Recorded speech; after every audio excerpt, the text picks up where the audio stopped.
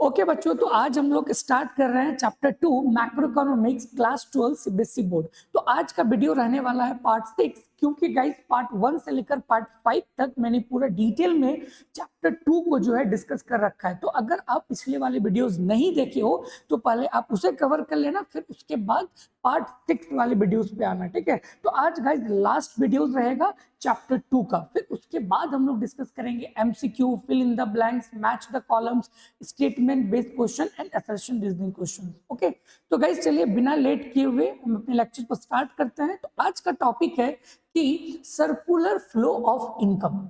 Okay, तो guys पहले इसको रीड करते हैं, फिर उसके बाद मैं आपको डिटेल में बताऊंगा। तो यहाँ पे लिखा हुआ है कि सर्कुलर फ्लो ऑफ इनकम का मतलब क्या है कि ये अनएंडिंग होगा, मतलब ये कभी खत्म नहीं होगा। क्या खत्म नहीं होगा? प्रोडक्शन हमेशा होते रहेगा, इनकम हमेशा चलते रहेगा और एक्सपेंडिचर भी हमेशा होते रहेगा। तो ध्यान से सुनना, सर्कुलर फ्लो ऑफ इनकम में हम क्या एज्यूम करते हैं कि जो है प्रोडक्शन, इनकम और एक्सपेंडिचर कभी खत्म होने वाला नहीं है, ये चलते रहेगा, ठीक है। तो वही चीज लिखा हुआ है कहाँ पे? डिफरेंट सेक्टर ऑफ इकोनॉमी में, ठीक है। So the producer and household in that particular area, so this activities are the lifeline of the, ठीक है। तो सर्कुलर फ्लो ऑफ इकोनॉमी कब होगा? जब इकोनॉमी में प्रोडक्शन चलते रहेगा, इकोनॉमी मतलब इनकम जनरेट होते रहेगा और एक्सपेंडिचर भी होते रहेगा, ये कभी भी खत्म नहीं होगा। तो यहीं से अगर ये चीज अगर सेटिस्फाइड होगा तो यहां से क्या जनरेट होगा? सर्कुलर फ्लो ऑफ इनकम बनेगा। तो क्वेश्चन आ सकता है कि सर्कुलर फ्लो ऑफ इनकम कब बन सकता है? जब प्रोडक्शन, इनकम और एक्सपेंडिचर ये कभी खत्म नहीं होगा, ये हमेशा ही जो है होते रहेगा, ठीक है। तब यहां से जो है क्या जनरेट होगा? Circular flow of income generate होगा और वही डिसाइड करेगा कि हमारी life line of the economy को, वही डिसाइड करेगा हमारी life line of the economy. तो गाइस वही चीज है सर्कुलर फ्लो ऑफ इनकम, ठीक है। तो सिंपल लाइन में बताना कि सर्कुलर फ्लो ऑफ इनकम क्या होता है।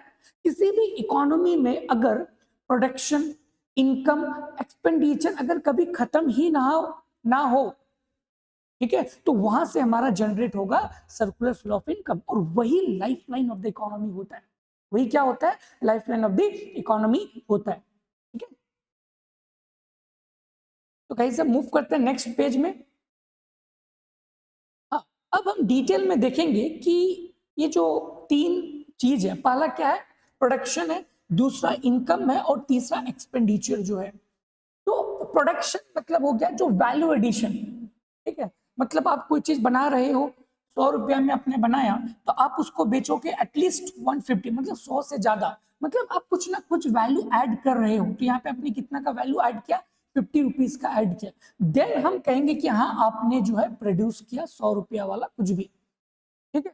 तो वही चीज है कि प्रोडक्शन का मतलब होता है कि आप कुछ ना कुछ वैल्यू ऐड कर रहे हो। The phase of the production means the process of the value addition by the producing sector. तो जो भी लोग, जो भी फर्म्स ऑनर है, अगर वो कोई चीज प्रोड्यूस करता है, तो कहीं से खुद सोचो ना, अगर वो कोई सामान 10 रुपए में अगर बना रहा है तो वो 10 में तो बेचेगा नहीं, 10 से ज्यादा ही बेचेगा, ठीक है। सपोज 10 में सामान बनाया और उन्होंने बेचा 15 रुपया में, तो कितना का इन्होंने वैल्यू एडिशन किया? 5 का।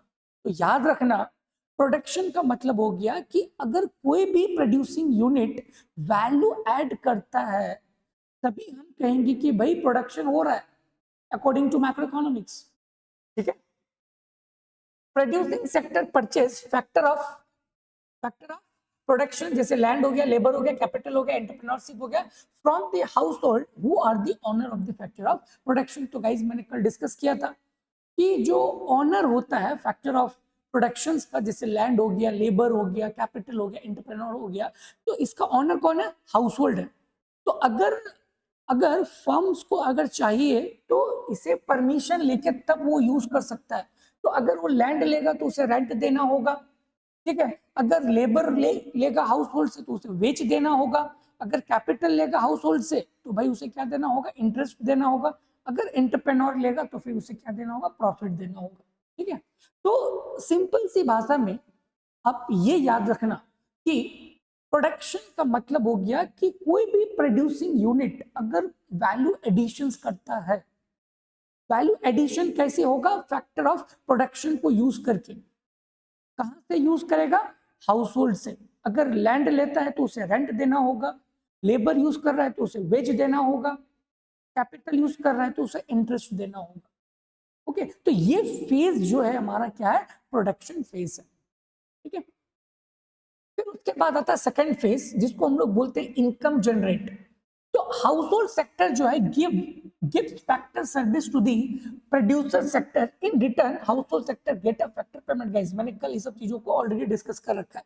तो मैंने बताया था, एक तरफ हाउस होल्ड सेक्टर है और दूसरे तरफ आपका फर्म सेक्टर है, मतलब प्रोड्यूसिंग सेक्टर है, दैट इज कॉल्ड पीएस। तो हाउस होल्ड सेक्टर इसे क्या देगा? फैक्टर सर्विस देता है, जैसे लैंड हो गया, लेबर हो गया, कैपिटल हो गया, तो उसको हम लोग क्या बोलते हैं? Factor service. और उसके बदले इसे क्या मिलता है? फैक्टर पेमेंट मिलता है। अगर लैंड देगा ये, तो इसे क्या मिलेगा? रेंट। अगर ये कैपिटल देगा तो इसे क्या मिलेगा? इंटरेस्ट देगा। तो इसको हम लोग बोलते हैं फैक्टर पेमेंट। ठीक है, तो गाइज इसको पेमेंट मिल रहा है तो इसके पास क्या हो गया भाई? इनकम आ गया। वही चीज लिखा हुआ है कि इनकम जनरेट होनी चाहिए। ठीक है, तो अगर गाइज ये कुछ भी अगर ये प्रोड्यूस कर रहा है, तो इसको बनाने के लिए, इस पर्टिकुलर गुड्स को बनाने के लिए कौन चाहिए? हाउस होल्ड चाहिए। तो हाउस होल्ड के से क्या देना होगा? फैक्टर पेमेंट देना होगा। तो इसका इनकम बना कि नहीं बना? तो वही चीज लिखा हुआ है कि इनकम जनरेशन। ठीक है, तो एक बार मैं रीड कर लेता हूँ। Household sector gives factor service to the producer sector. In return, household sector get factor payment, जैसे रेंट हो गया, सैलरी हो गया, वेज हो गया, इंटरेस्ट हो गया ऑन कैपिटल, प्रॉफिट हो गया on entrepreneurship. So here the value addition is converted into the factor income. Value addition to the factor income. तो जो भी सर्विस प्रोड्यूसर सेक्टर ने यूज किया है, ठीक है, तो उसके हेल्प से ये इसको क्या कर रहा है? फैक्टर पेमेंट दे रहा है। ठीक है, अब लास्ट आता है एक्सपेंडिचर। एक्सपेंडिचर का मतलब हो गया कि generated income is disposed on the purchase of the good and services. तो गाइस इसके पास पेमेंट आ गया, अब इसे चाहिए गुड्स एंड सर्विस, ये तो कंज्यूम करेगा भाई, ये तो कंज्यूमर है और गुड्स है इसके पास, तो अगेन ये जाके क्या होगा? खरीदेगा उसको। तो गाइस एक चीज आप समझ पा रहे हो, प्रोड्यूसर सेक्टर बना रहा है किसके हेल्प से? हाउस होल्ड सेक्टर के हेल्प से गुड बन के तैयार हो गया, that is called as a production. अब सामान जो बनाया उसके लिए उन्होंने फैक्टर सर्विस यूज किया होगा, तो उसके बदले उसको इनकम दिया होगा, मतलब फैक्टर पेमेंट दिया होगा, तो इसके पास इनकम आ गया, तो that is called income generation. अब सामान बन के तैयार हो गया, अब उसको कोई ना कोई तो खरीदेगा, तो खरीदेगा कौन? House hold. तो हाउस होल्ड अगेन क्या करेगा? एक्सपेंडिचर करेगा। अगेन क्या करेगा? एक्सपेंडिचर करेगा। तो ये चीज हम एज्यूम करते हैं कि इन्होंने जितना सामान बनाया वो बिक गया सारा, और जितना इन्होंने सामान बनाया सेम वैल्यूज इन्होंने इसको क्या दिया? फैक्टर पेमेंट दिया, मतलब इतना का उन्होंने पेमेंट किया और इतना पेमेंट का उन्होंने एक्सपेंडिचर कर दिया। तो वहीं से एक कॉन्सेप्ट निकल के आता है, that is called as a triple identity. That is called as a triple identity. Guys confuse नहीं होना है, सिंपल भाषा में आप बोल सकते हो कि अगर किसी भी इकोनॉमी में अगर प्रोड्यूसर सेक्टर अगर प्रोड्यूस करता है कोई भी गुड्स को, तो that is called as a production phase. But ये तभी पॉसिबल है जब हम हाउस होल्ड सेक्टर को यूज करेंगे। अगर आप हाउस होल्ड सेक्टर को यूज करोगे तो आपको जो है, अगर आप लैंड ले रहे हो तो आपको रेंट देना होगा, कैपिटल ले रहे हो तो आपको इंटरेस्ट देना होगा। ठीक है, आपने गुड्स को प्रोड्यूस कर लिया, अब उस गुड्स को बनाया कौन? House hold sector. तो हाउस होल्ड सेक्टर को आप पेमेंट दोगे ना, वही वाला, लैंड के बदले रेंट, ओके, कैपिटल के बदले इंटरेस्ट हो गया, ओके, और लेबर के बदले वेज हो गया, तो इसके पास इनकम आ गया, so that is called income phase. अब ये कंज्यूमर है भाई, इसको तो अब सामान चाहिए, ये तो सामान कंज्यूम करेगा, तो अब ये अगेन एक्सपेंडिचर करेगा इधर ये वाला गुड पे। ठीक है, तो यहीं से क्या निकलता है? एक ट्रिपल आइडेंटिटी मिलता है, मतलब जितना इन्होंने प्रोड्यूस किया, जितने का उन्होंने प्रोड्यूस किया उतने का उन्होंने उसको इनकम दिया, और जितना उसका इनकम बना उन्होंने उतना ही खर्च किया। तो that is called as a triple identity. That is called as a triple identity. Okay guys, confuse बिल्कुल भी नहीं होना है। ठीक है, क्योंकि हम ये चीज अज्यूम कर रहे हैं कि सर्कुलर फ्लो ऑफ इनकम जो है तभी होगा जब प्रोडक्शंस और इनकम और एक्सपेंडिचर जो है ये कंटिन्यूअसली चलते रहेगा, ये कभी खत्म नहीं होगा। तो ये जो भी सामान बना रहा है, ठीक है, ये बन के तैयार हो गया, दैट इज कॉल्ड प्रोडक्शन। अब ये सामान जो बनाया है, कौन बनाया है? हाउस होल्ड, तो इसको क्या मिल गया? इनकम। अब ये क्या होगा? ये तो भाई कंज्यूमर है, तो कंज्यूम करेगा। तो अब ये जितना भी एक्सपेंडिचर करेगा, तो that is called expenditure phase.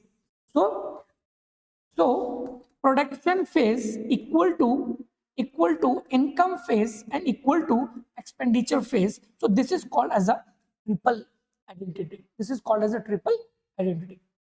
ठीक है? तो गाइस इसी पूरे कॉन्सेप्ट को हम लोग क्या बोलते हैं? Circular flow of income. Circular flow of income. तो याद रखना, सर्कुलर फ्लो ऑफ इनकम तभी होगा जब प्रोडक्शन, इनकम और एक्सपेंडिचर ये कंटिन्यूसली होना चाहिए। अगर ये कंटिन्यूसली नहीं हुआ तो फिर सर्कुलर फ्लो ऑफ इनकम नहीं हो पाएगा। तो हम ये चीज एज्यूम करके चलते हैं कि भाई ये तीनों जो है कंटिन्यूसली चल रहा है। ठीक है, सामान बन के तैयार हो गया, दैट इज कॉल्ड प्रोडक्शन। बनाया कौन? हाउस होल्ड, तो उसके पास आ गया इनकम, तो that is called income phase. अब जितना पैसा इसके पास आया उतना पैसा उन्होंने खर्च कर दिया, तो दैट इज कॉल्ड एक्सपेंडिचर। तो ये तीनों इक्वल होगा, तो that is called as a triple identity. That is called triple identity. Guys I hope कि यहां तक कोई भी डाउट आपको नहीं होनी चाहिए। ओके तो गाइस वही चीज यहाँ पे एक पिक्चर्स के थ्रू दिखाया हुआ है, आप देख सकते हो कि फैक्टर ऑफ प्रोडक्शन इधर है, फिर उसके बाद ये फैक्टर पेमेंट दे रहा है। अब ये तीनों क्या होगा गाइस? इक्वल होगा, मतलब इनकम, एक्सपेंडिचर्स और प्रोडक्शन। तो जितना इन्होंने प्रोड्यूस किया उन्होंने इतना इनकम को जनरेट किया और उन्होंने उतना ही खर्च किया। ये तीनों आपस में क्या होता है? बैलेंस्ड होता है, तीनों इक्वल होता है। तो इसीलिए हम लोग इसको बोलते हैं ट्रिपल आइडेंटिटी। Triple identity. तो क्वेश्चन आ सकता है कि ट्रिपल आइडेंटिटी तभी वैलिड है जब प्रोडक्शन, इनकम और एक्सपेंडिचर जो है कभी खत्म नहीं होना चाहिए, कंटिन्यूसली चलते रहना चाहिए। ठीक है, तभी ट्रिपल आइडेंटिटी जो है आपका बनेगा, अदरवाइज फिर नहीं बनता। Okay okay, move to next slides. हाँ, अब गाइस ये मॉडल तभी वैलिड होगा जब आप इससे मतलब यहाँ पे कुछ अजम्पशन है। ठीक है, अगर ये अजम्पशन वैलिड रहेगा तभी circular flow of model work करेगा। अगर एक भी अजम्पशन फेल्ड हो गया तो फिर सर्कुलर फ्लो ऑफ इनकम आपका काम नहीं करेगा। तो गाइस क्या क्या अजम्पशन है, पहले हम इसको देखते हैं एक बार। ठीक है, तो पहला अजम्पशन है, first assumption is this, that there are only two sector in the economy, household and the producer। तो only दो ही सेक्टर होना चाहिए, एक तो आपका हाउस होल्ड हो गया और दूसरा आपका प्रोड्यूसर सेक्टर हो गया। ठीक है, एक हो गया क्या? प्रोड्यूसर। तो ओनली दो ही सेक्टर होना चाहिए, house hold sector and producer sector, तभी सर्कुलर फ्लो ऑफ ये जो मॉडल है तभी वर्क होगा, अदरवाइज वर्क नहीं होगा। तो that is the first thing. Second thing कि household sector spend their entire income so that there will be no saving।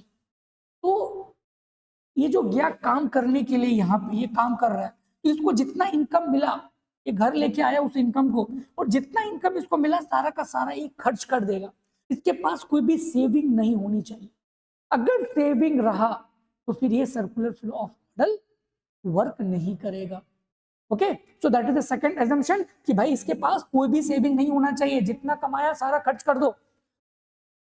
अब थर्ड में आते हैं कि domestic income, domestic economy is a closed economy, no external sector should be there. ठीक है, तो ये मॉडल तभी वैलिड है जब एक्सपोर्ट इंपोर्ट नहीं हो रही होगी। ओके, मतलब वो डोमेस्टिक इकोनॉमी से ही डील करे, ना ही कोई सामान भेज रहा है ना ही कोई सामान ला रहा है, तभी ये मॉडल वर्क होगा। तो that is the assumption number 3। assumption number 4 क्या है कि there is no government sector. भाई गवर्नमेंट सेक्टर नहीं होना चाहिए। अगर गवर्नमेंट सेक्टर आ गया तो फिर ये मॉडल जो है, ये जो सर्कुलर फ्लो मॉडल जो है इन टू सेक्टर इकोनॉमी, ये वर्क नहीं करेगा। टू सेक्टर का मतलब है कि ओनली हाउस होल्ड सेक्टर और ओनली प्रोड्यूसर सेक्टर। तो ये दो ही सेक्टर होनी चाहिए, हाउस होल्ड एंड प्रोड्यूसर, तभी ये वर्क होगा। और सेविंग नहीं होनी चाहिए, मतलब हाउस होल्ड जो है कुछ भी सेविंग ना करे, जितना वो कमाता है सारा का सारा उसे प्रोड्यूसर को देना है, मतलब एज अ एक्सपेंडिचर के तौर पे उसे खर्च करना है। ठीक है, that is this one. No saving. And third is वो इकोनॉमी कैसा होना चाहिए, क्लोज इकोनॉमी होना चाहिए, ना ही उस इकोनॉमी में एक्सपोर्ट होनी चाहिए और ना ही इंपोर्ट होनी चाहिए। ओके, और लास्ट है कि गवर्नमेंट सेक्टर नहीं होना चाहिए। अगर ये चारों एजम्पशन सेटिस्फाई हो रही है तभी आपका जो है circular flow model in two sector model work होगा, अदरवाइज वर्क नहीं होगा। तो अगर एक भी एजम्पशन गाइस अगर फेल्ड हो गया तो ये मॉडल फिर वर्क नहीं करेगा, तो याद रखना। तो इसलिए एजम्पशन जो है ना बहुत इंपॉर्टेंट है, स्पेशली इस टू सेक्टर मॉडल के लिए। व्हाट इट, अब गाइस इसका क्या सिग्निफिकेंस है, व्हाट इज इट सिग्निफिकेंस, क्या सिग्निफिकेंस है इसका?